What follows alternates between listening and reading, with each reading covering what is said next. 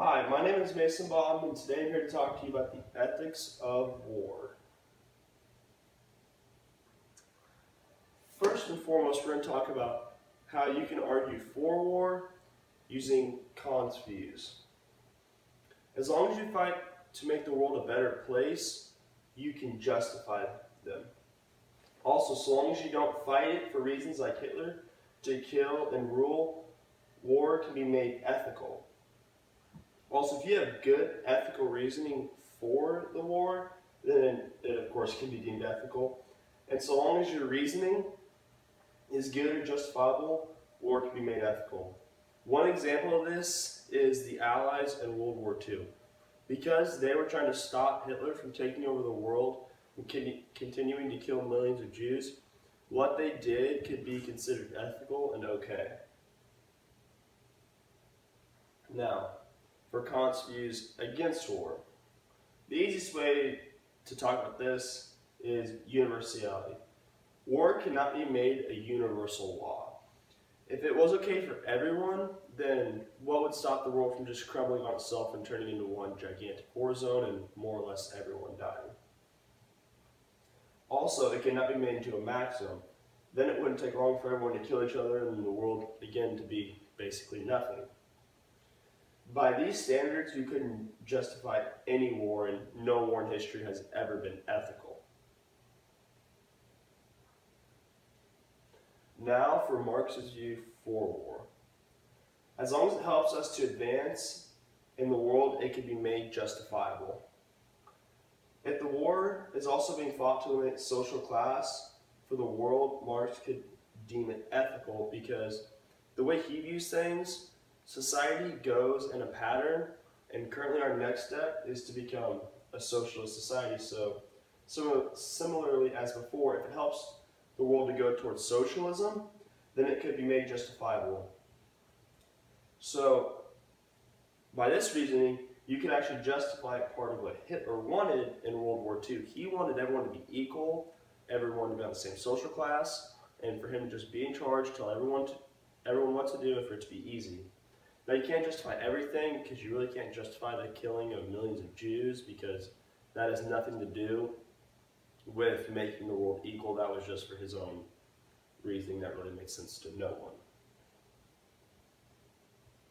Now, for Marx's view against war, which the reasoning is going to be the same, just different reasons against it. If it is against making equality, then it is wrong or unethical.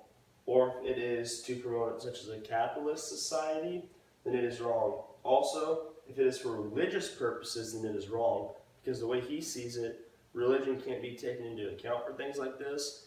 It's more about becoming socialist. So what ISIS is doing right now by declaring war in their terrorist attacks can not be made ethical because the reasoning behind it is to promote Muslim society.